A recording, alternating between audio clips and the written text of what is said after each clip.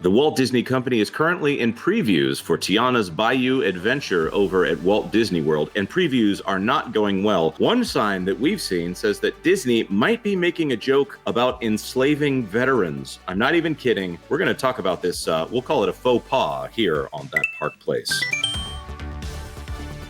Hello, I am Jonas J. Campbell, an investigative reporter for That Park Place, and here with me today, not only is my good friend and Wookiee co-pilot, Mr. VashSky, but also I like to refer to her as the Queen of Florida, Miss Lorena Creole. Lorena, we're so happy to have you here on the channel today.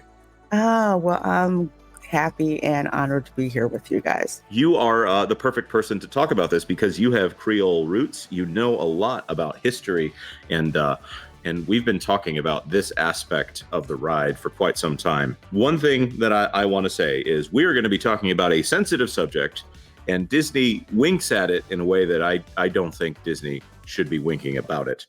Before we get started, Splash Mountain was obviously based on Song of the South. Tiana's Bayou Adventure is a re-theme of Splash Mountain. Song of the South is supposedly a racist movie. I have watched it many times. I don't consider anything in the film. If you watch the film itself, you would have to be told by someone else that it's racist because there's no denigrating of people based on their skin color. No one is enslaved. It's not even depicting the period of time that many people think it is. Lorraine, do you have any comment on that before we talk about what Disney has done? I think people who deem Song of the South, the film, as racist have never seen it. Do not understand the time period that is clearly shown in that film. And what people deem as stereotypical is the way that people spoke at that time, the way that, my grandparents spoke at that time. That's a very good point. There is a certain point at which this cultural sensitivity can sometimes just end up being insulting to people who actually live that way. I don't want to say that the entire way that a person talks is bad. It's kind of like that line in that episode of The Office where Michael Scott looks at Oscar and he says, "Hey, what should I refer to you as?" And he says, and he's insulting him. He doesn't mean to insult him. I'm taking this down to the base level just in case there's someone who does not understand sarcasm and jokes. Michael Scott looks Oscar dead in the eyes and he says, "Is there any less offensive term than Mexican that I can use to refer to you as?" And Oscar just looks at him with his jaw dropped. "Excuse me?" That's the kind of thing that I see when they say, "Oh, well, this kind of person is not okay. The way they talk is not okay."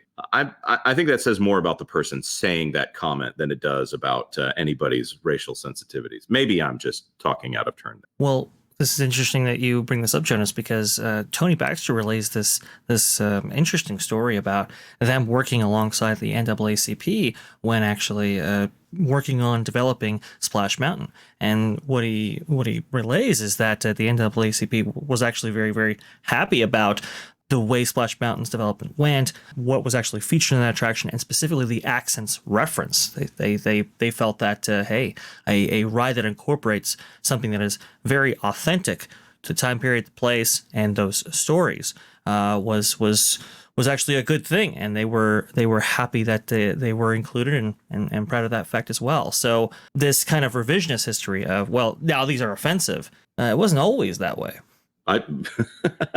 Well, the things that once were unoffensive tend to become offensive over time. So the thing that we want to bring up, obviously, Tiana's Bayou Adventure is running previews right now. Those previews are definitely not going well. It's the first time ever that I've seen Splash Mountain, that final lift hill run, without water. And by the way, everyone's telling me, no, it runs without water all the time. You're just stupid, Jonas. You don't know enough about theme parks. Never seen that in my life.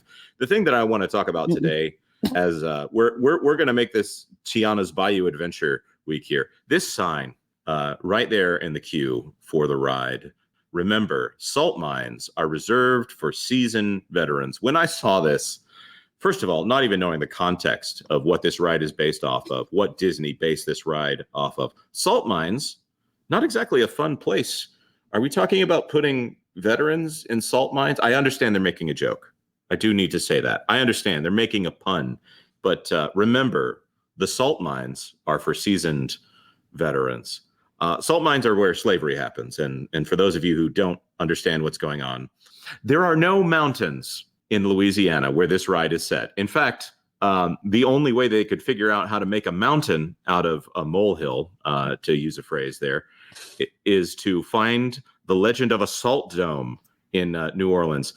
Lorena, you're here. Can you help me out? What are the only salt domes in Louisiana and New Orleans? Well, the only salt dome that I'm aware of is actually the one that is on Avery Island, which you can see from New Orleans. And of course, that's home of the Tabasco, McElhenney Tabasco sauce company, actually one of my favorite hot sauces. I will back up a little bit and say, for those of you who are like, oh, well, going to the salt mine, that's a colloquialism for like punishment. It's like, yes, yes, it is. We get that joke. However, the fact that they have made it a point that say, hey, we're basing this on a salt mine in New Orleans, and the only salt mine that's even near there is the one on Avery Island. And the history of Avery Island is that the salt mine there was worked by slave labor. Yep. Let me make sure that everyone understands here. We're not making this up. This is part of Disney does these research trips to try to, to bring quote unquote authenticity to the ride. And I would say that authenticity is pretty much only in the queue here for this ride. But for those of you who have been asking us to cite a source on this claim, here is Axios, New Orleans. Most people would respect Axios. It would say that is neither a right or left-leaning outlet here. But here it is from June 1st. Disney's new Tiana's Bayou Adventure ride is an ode to New Orleans. By the way, that's June 1st, 2023. So this is before Disney can come out and get ahead of this. This by Carly Colath Wells. There it is, Mama Odie. They're talking about converting Splash Mountain into Tiana's Bayou Adventure. And they're talking about how Song of the South is racist and has racist stereotypes to depict the Reconstruction era. At least it's Reconstruction era here. So they have the time period correct. But looking right down here, Tiana's company, Tiana's Foods, has opened in a salt dome fashioned after Avery Island. That is not something that came from Axios. It's being reported by Axios, but that is only information that would have come directly from the Walt Disney Company. Is there any pushback that you all want to give me here? That I want to be fair. I think Tarita Carter or Cameron Smith, or a combination of the two, I'm not sure, have repeatedly stated that this was based on a salt dome because of those topographical features, that they mandated that they incorporate something to explain why there's a mountain essentially in this part of the Deep South. Here's why I think that these people really did not do any true investigative work in New Orleans. Why I feel that, not to say that they did, but I think this is pretty much the case, pretty much ensconced themselves at the Four Seasons in New Orleans. Just happened to see Avery Island. Oh, there's those salt domes that are there. I guess we'll go ahead and base the attraction on that. I'm pretty sure that if they actually went to Avery Island and saw the history of Avery Island, I'm pretty sure they have a lot of that stuff there, which they do now with historical sites, which will tell you all the good, the bad, and the ugly that happened there. On that note, I'm not going to say that I was the one who came up with this. Lorena, you were the one who sent me to this, and I appreciate you doing this. We're going to go to this, the African Diaspora Archaeology newsletter. Marsh House slave quarters at Avery Island, Louisiana. There's a high chance this video is going to get demonetized because we're talking about something that is a disgusting thing that was done in the United States. It was done across the world, but the United States, obviously, being a harbinger of Western civilization and in that fight to end slavery, was between this country and also Great Britain making their fight to end slavery. It's obviously a hot issue in Western civilization. So we're just going to, please subscribe, please share this video, do whatever you can to help us promote the channel, because this one is a hot topic here. But just in case anyone is wondering, yes, Avery Island was a salt mine that was the site to the horrific practice of human slavery, specifically race-based slavery here in the United States and Louisiana. And for the Walt Disney Company, with their bright and shining songs, doing a ride that references this, I don't think they really understood what they were going for here. Am I being too harsh on them on the idea that they did a research trip, and they did a lot of research for this ride? There was years and years of research trips done, and I don't know where all of that money went, but they talked about, oh, we saw a small drum kit, and so we made the character of Ralphie, who, by the way, they don't explain who Ralphie is in the ride. You would have to go to the Disney Parks blog to find out, no, that's not Tiana and Naveen's son. That is Naveen's little brother that happens to be somehow added into the story. There's one other thing I also need to ask here. Does the salt mine actually enter into the ride itself, or only the queue, based on the point of views that we've been seeing? I don't even know how they're even using that. I think the queue was the only hint that it's a quote unquote salt mine that I can tell. Looking at the point of, the POV through the ride, there's nothing that spells out, hey, we're going into the salt dome. I agree. I think they just did that to give credence to the fact that they've got this big hill, which there's nothing like that exists in New Orleans at all. I guess that's their way of trying to explain away what that is. When in reality, anybody who's ever been to New Orleans, anybody who's even seen the Princess and the Frog movie knows there are no mountains in New Orleans. Well, one thing I'll say in their defense here, there aren't many mountains in Georgia either. And Chickapin Hill is obviously a hill. And then there's that amazing tree, that iconic tree stump that I didn't think it was iconic until they took it down. And now we've just got this massive nothingness in there. I do want to point out, yes, Tabasco is highly tied here. And because Disney never misses a chance to market, I just want to go over here to the Disney food blog. This by Lydia Storks. Disney World releasing exclusive hot sauces and seasonings for Tiana's Bayou Adventure opening. There's the ride, still behind walls. Those have come down. We very specifically have a Mama Odie brand hot sauce made from roasted peppers here. So I think they know enough to know what they're doing here. And I think the best thing that we can say here is that they were a little bit negligent in how they handled this history. We're hoping that they're ignorant of what's going on here, because I don't think this is an issue where they're trying to bring awareness to the horrors of slavery in the United States. I think this is something where they're hoping to move merchandise and Genie Plus with Lightning Lane subscription services and things like that for the company. Am I just way off base here? Why do you think they decided to do all of this and stopped short and said, you know what, we're going to leave the slavery thing. We're going to keep the salt mine theme. Let's just do it. Well, that's the thing. I don't think you can have one without the other. These things are inextricably linked. When you utilize this as the setting for your dark ride here, and are so flippant with the history as to make something like this sign right here, it really just shows the ignorance on their part. I just want to read you a little bit of what Lorena provided here, because I think it is pretty fascinating. It's important that we understand what Avery Island was right here. The Marsh House slave quarters site includes two small standing brick structures on the west side of Avery Island. Figures 1 and 2, you can actually see those right here, as depicted in this article right here. The site is a portion of housing area for enslaved Africans and African Americans working for the sugar plantation established by John Marsh in 1818. Marsh from Connecticut brought enslaved people from New York to New Jersey with him to a sugar plantation in Louisiana. By 1840, the plantation was known as Marsh Avery Plantation, and by the time of the Civil War was known just as Avery Plantation. The 1860 slave schedule lists 100 enslaved persons living on Avery Island during that year. Plantation continued after the war and until 1908, when it became the Avery Planting and Improvement Company. This is what you're dealing with right here when you're incorporating history in the way that they are doing, and when you're trying to merchandise off it, or when you're trying to have these little fun puns of, oh, hey, we're reserving this for seasoned veterans. Seasoned veterans meant something, and the salt mine meant something, and horrible acts and horrible atrocities happened at these sites. I understand that we're going for a authentic take on the material, but they really swung and missed here. That's for sure. Now, the thing that I want to wrap this conversation up with, because I honestly hate talking about this topic, but I do think it needs to be addressed, because this is supposed to be a glitzy, glamorous theme park company, and they're supposed to be all about happiness and all of these bright and happy family feelings.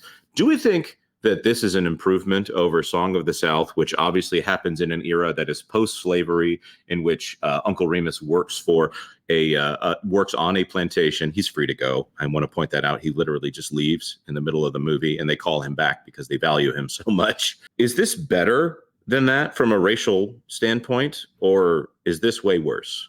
What are your thoughts on that, Lorena? I would call it disingenuous.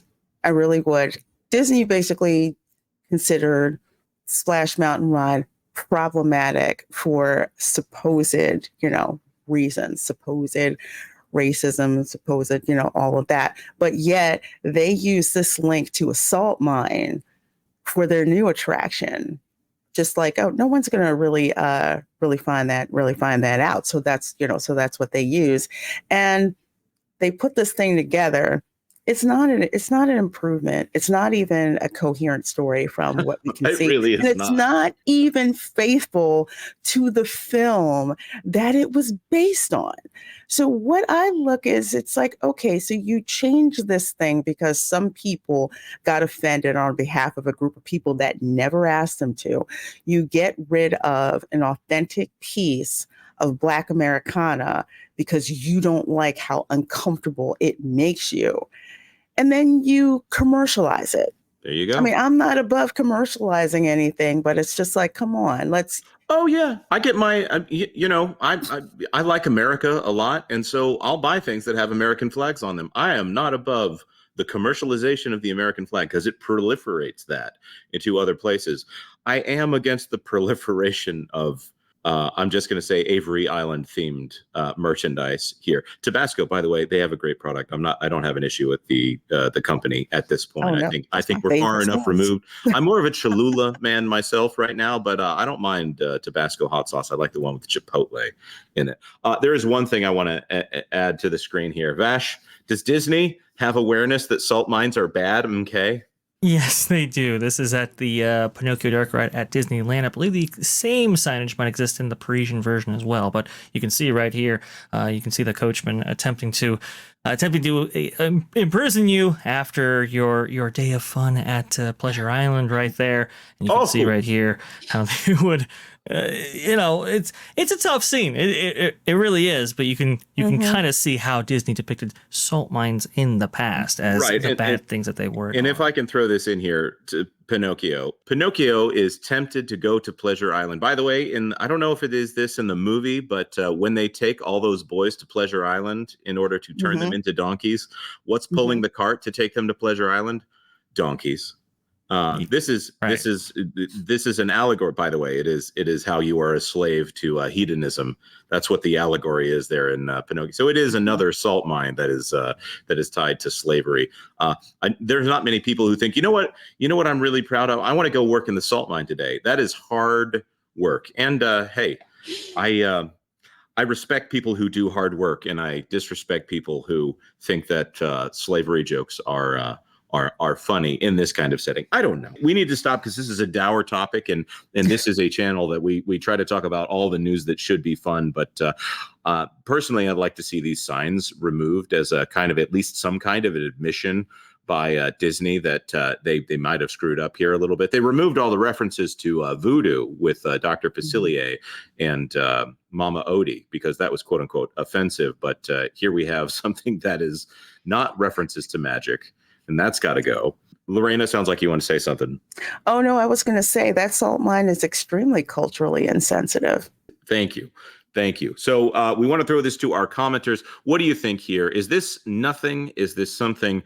Do you think that Disney needs to do a little bit more work on their research trips, or maybe have a little bit more accountability on their research trips, or maybe just hire some locals to tell you what's actually going on down there? Let us know your thoughts on this in the comment section down below. Like I said, like this video if you found it helpful. I'm not going to say that you should like this discussion, but we're probably going to be in a little bit of hot water with the YouTube algorithm for talking about this one. So subscribe to That Park Place for all the news that emphasis on should be fun. Thanks for watching That Park Place News.